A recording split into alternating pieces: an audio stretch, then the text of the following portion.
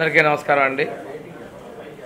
ఈరోజు రాష్ట్రంలో గత 3 రోజులుగా జరిగిన సంఘటనలు ఒక్కసారి పరిశీలిస్తే గత ముఖ్యమంత్రి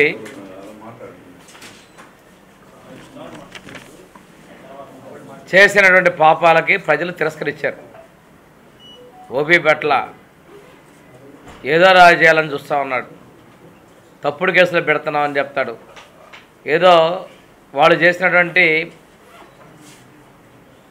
గన్నవరం మాజీ ఎమ్మెల్యే విషయంలో ఫిర్యాదుదారి కిడ్నాప్ చేసిన విషయాన్ని కొత్తగా ఆయన ఏదో చేసినట్టుగా అతను స్టేట్మెంట్ ఇచ్చాడని ప్రజలను తప్పుదోవ చెప్పేటువంటి పరిస్థితి చేస్తూ ఉన్నాడు.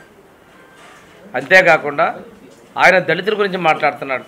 వాళ్ళ పార్టీ నాయకులు దళితులు జైల్లో ఉంటే ఆయన పోయాడా, అవన్నీ చేయకపోగా నిన్నటి నుంచి కొత్త డ్రామా, రైతులకు ఏదో అన్యాయం జరిగిపోతాం గోల.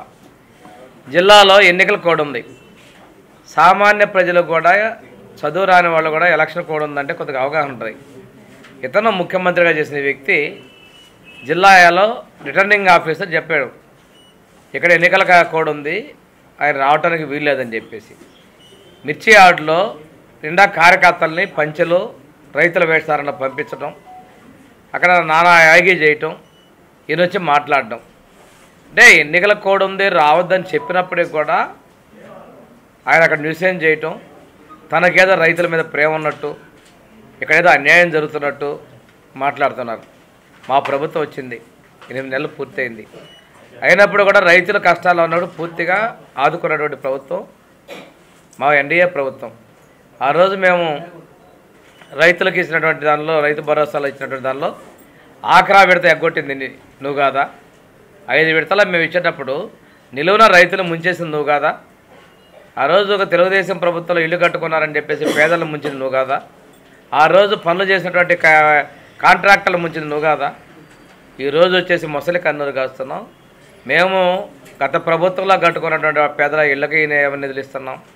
అదేవిధంగా ముఖ్యమైనటువంటి ప్రాజెక్ట్ అంటే ఏదైనా ఉన్నా కానీ గత ప్రభుత్వం అని చెప్పి వంక చెప్పకుండా బిల్లులు పేమెంట్ చేస్తూ ఉన్నాం. ఈరోజు రైతుల గురించి మాట్లాడే అర్హత నీకు లేదు. ఎందుకంటే కల్తీ విత్తనాలు ఇచ్చినప్పుడు ఎవరికైనా నష్టపరిహారం ఇచ్చావా? ఆ రోజు రైతు ఇన్సూరెన్స్ కోసం మా నాయకుడు అసెంబ్లీలో కింద కూర్చున్నాడు. కింద కూర్చున్న తర్వాత కూడా రాత్రి లేటుగా ఇన్సూరెన్స్ అమౌంట్కి మీరు రిలీజ్ చేశారు బడ్జెట్. అంటే ఎంత వంచింది నీ యొక్క మోసాలు ప్రజలు గమనించడం నువ్వు అనుకుంటున్నావేమో. ఈరోజు ఒక మిర్చి క్రాప్ బాగా ఎక్కువగా దిగుబడి వచ్చింది. ఒకప్పుడు రేటు ఉన్నటువంటి దానికి ఈరోజు మనకి విదేశీ మార్కెట్లో మన ఎక్స్పోర్ట్లు ఆగిపోయాయి. దాని గురించి మా ముఖ్యమంత్రి గారు కేంద్ర ప్రభుత్వానికి కూడా, వ్యవసాయ శాఖ మంత్రులు కూడా లెటర్ రాయడం జరిగింది. రైతులకి మీరు ఆదుకోండి, కొనుగోలు చేయమని చెప్పేసి మా ముఖ్యమంత్రి గారు రైతుల పట్ల చిత్తశుద్ధితో చేశారు.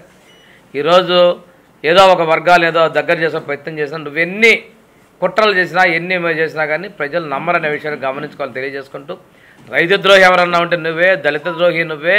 అదేవిధంగా ఈ రాష్ట్రంలో అన్ని వర్గాల ప్రజలు కూడా తిరస్కరించిన వ్యక్తివి.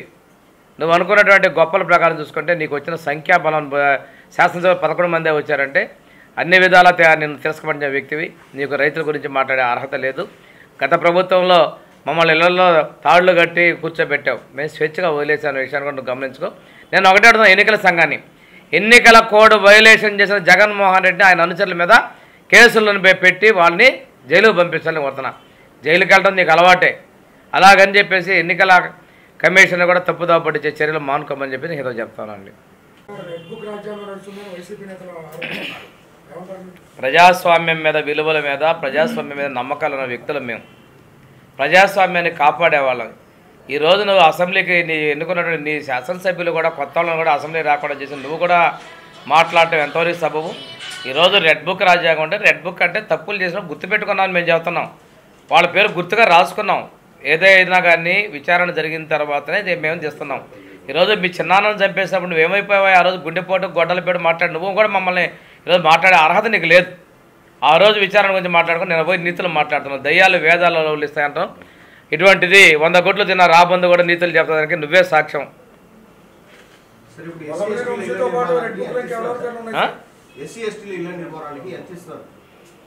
ఇళ్ల నిర్మాణాలకి కేంద్ర ప్రభుత్వం నుంచి వచ్చేటువంటి నిధులు పే చేసుకుని ఇస్తామండి. మిగతా వాళ్ళకన్నా కూడా మేము ఎస్సీ ఎస్టీలకు అదనంగా నిధులు ఇచ్చి ఈ హౌసింగ్ నిర్మాణం పూర్తి చేస్తాం.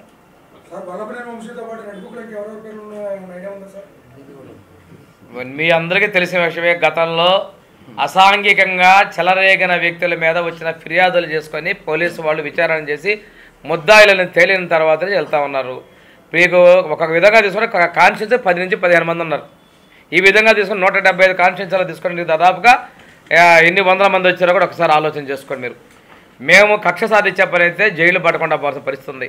ప్రజాస్వామ్యం మా నాయకుడు చెప్పింది, విలువలతో రాజకీయాలు చేద్దాం, వాళ్ళలాగా మనకు అవసరం లేదని చెప్పబట్టే నేను స్వేచ్ఛగా తిరగనిచ్చాం మేము బయటికి. అంతేగాని మాలాగా చిన్నదానికి వచ్చేసి మా చిన్న సామాన్య కార్యకర్తల కింద గ్రామ నాయకులు కూడా నువ్వు అరెస్ట్ చేసి తప్పుడు కేసులు పెట్టావు. ఇక్కడ ఉన్న వాళ్ళందరి మీద, కొల్లూరు రవీంద్ర గారి మీద కేసులు పెట్టావు, అచ్చెన్నాయుడు గారి మీద కేసులు పెట్టావు, బొండ అమ్మ మీద కేసులు పెట్టావు. ఇవన్నీ కనిపించట్టు కదా మీకు? తప్పుడు కేసులు పెట్టినప్పుడు ఆ రోజు రావట్లేదు. ఈరోజు నీతుల గురించి నువ్వు మాట్లాడుతూ ఉన్నావు.